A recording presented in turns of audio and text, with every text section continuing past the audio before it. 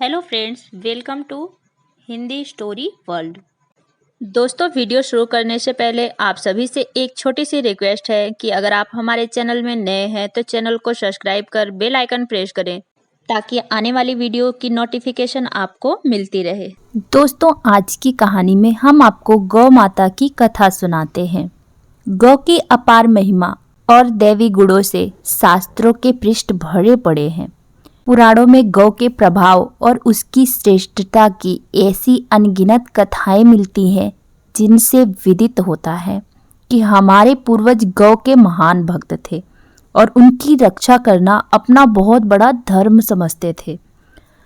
दोस्तों, गौ रक्षा में प्राण अर्पण कर देने वाले हिंदू बड़े पुण्य की बात समझते हैं और उनका पालन करना बड़े सौभाग्य की बात मानी जाती है। गौ का महत्व यहाँ तक समझा जाता है कि उनके शरीर में उन 33 कोटि देवताओं का निवास बतलाया गया है। उसकी उत्पत्ति अमृत लक्ष्मी आदि 14 रत्नों के अंतर्गत मानी गई है। दोस्तों, यह कथाएं कई रूपों में प्रचलित हैं, पर उनके भीतर बड़े बड़े आध्यात्मिक और कल्याणकारी तत्व भरे पड़े हैं। दोस्तों, पहली कथा तो यह है कि जब ब्रह्मा एक मुख से अमृत पी रहे थे तो उनके दूसरे मुख से कुछ फेन निकल गया और उसी से गाय सुरभि की उत्पत्ति हुई। दोस्तों, दूसरी कथा में यह कहा गया है कि दक्ष प्रजापति की 60 लड़कियां थीं, उन्हीं में से एक सुरभि भी थी। दोस्तों, वहीं तीसरी एक कथा में बतलाया गया है सुरभि स्वर्गीय गाय की उत्पत्ति समुद्र मंथन के समय 14 रत्नों के साथ ही हुई थी। सुरभि से सुनहरे रंग की कपिला गाय उत्पन्न हुई जिसके दूध में क्षीर सागर बना। दोस्तों, ऋग्वेद तथा अन्य वेदों में भी गौ के गुणानुवाद में सैकड़ों मंत्र भरे पड़े हैं। गीता में श्री कृष्ण भगवान ने कहा है, गौओं में कामधेनु मैं हूँ। गाय के शरीर में सभी देवता निवास करते हैं। शास्त्रों में कहा गया है कि धन की देवी लक्ष्मी जी पहले गाय के रूप में आई। उन्हीं के गोबर से बिल्व वृक्ष की उत्पत्ति हुई। कपिल मुनि के श्राप से जले हुए अपने 60,000 पूर्वजों की राख का पता जब राजा रघु नहीं लगा सके तब वे गुरु वशिष्ठ जी के पास आए थे। गुरु जी ने दया करके उनकी आंखों में नंदिनी गाय का मूत्र आज दिया जिससे रघु को दिव्य दृष्टि प्राप्त हो गई और वे पृथ्वी में दबी हुई अपने पुरखों की राख का पता लगाने में समर्थ हो गए थे। गंगा जी को पहल जब संसार में आने को कहा गया था तो वह बहुत दुखी हुई और आनाकानी करने लगी थी। उन्होंने कहा कि पृथ्वी पर पापी लोग मुझ में स्नान आदि करके अपवित्र करेंगे, इसीलिए मैं मृत्युलोक नहीं जाऊंगी।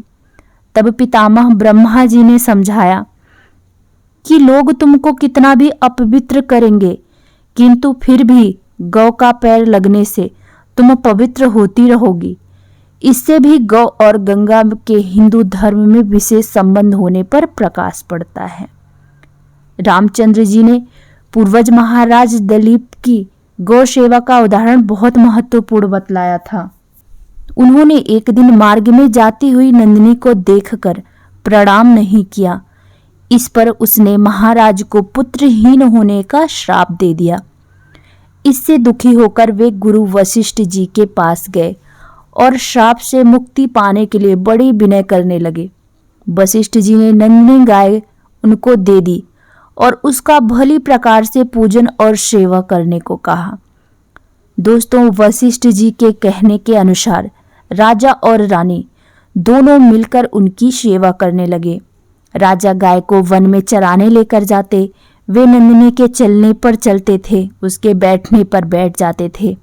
एक दिन राजा का ध्यान जरा इधर उधर देखकर वन के दृश्य की तरफ चला गया। उस पर नंदिनी बड़े जोर से चिल्लाई। राजा ने देखा कि एक सिंह गाय को दबोच कर खाना चाहती है। उन्होंने तुरंत अपना धनुष उठाकर तीर चलाना चाहा, पर दैवी मायावश तीर छूट ना सका तब राजा ने विवश होकर नंदिनी गाय के बदले अपना शरीर सिंह को देने के लिए चुपचाप उसके सामने पड़ गए। पर जब कुछ देर तक पड़े रहने पर भी सिंह ने उनको नहीं खाया तो उन्होंने मस्तक उठाकर देखा। उस समय माया रूपी सिंह गायब हो चुका था और केवल नंदिनी खड़ी प्रसन्न हो रही थी। राजा की इस अनुपम भक्ति में वह संतुष्ट हो गई थी और उन्होंने राजा को पुत्र होने का वरदान दे दिया था। दोस्तों, एक कहानी इस प्रकार भी है कि गणेश जी के जन्म के समय जब गणेश जी उत्पन्न हुए उसी समय महादेव जी ने भूल से उनका मस्तक काट दिया। इससे पार्वती जी बहुत अधिक रोने लगे। गणेश जी को ठीक करने को देवताओं ने वैद्य अश्विनी कुमार बुलाए गए। उन्होंने उनको मुंह मांगा वरदान देने को भी कहा गया। इस पर उन्होंने किसी हाथी का मस्तक जोड़कर गणेश जी को जीवित कर दिया और वरदान में स्वयं महादेव जी को ही मांग लिया। इस पर बड़ी समस्या उपस्थित हो गई थी और निपटारा करने को देवताओं की पंचायत की गई। उसमें महादेव जी का मूल्य एक गाय रखा गया और वही अश्विनी कुमार को देकर संतुष्ट किया गया। भगवान कृष्ण का गौपालन और गौ भक्ति तो बहुत ही प्रसिद्ध है, जिसमें उनका नाम ही गोपाल पड़ गया। वे स्वयं गायों को चराते थे। उनकी इस प्रकार की सेवा देख करके जो गायों को कष्ट पहुंचाता था उन्हें वह बहुत ही दंड देते थे। गायों की रक्षा को ही उन्होंने गोवर्धन धारण किया और इंद्र का मान मिटा दिया। दोस्तों, भागवत में बतलाया गया है कि जब गोपियों के साथ रास करते हुए वे अत्यंत शांत हो गए थे तो अपने बाएं अंग से उन्होंने गौ उत्पन्न की, जिसके दूध का एक कुंड बन गया और सब किसी ने उसी दूध को पीकर अपनी कांति दूर की।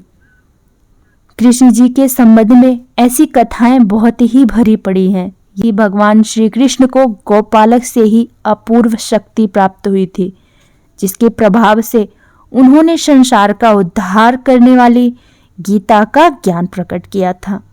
भक्तजनों, कहानी कैसी लगी कमेंट करके जरूर बताइएगा। अगर कहानी पसंद आई है तो वीडियो को लाइक करना ना भूलिएगा।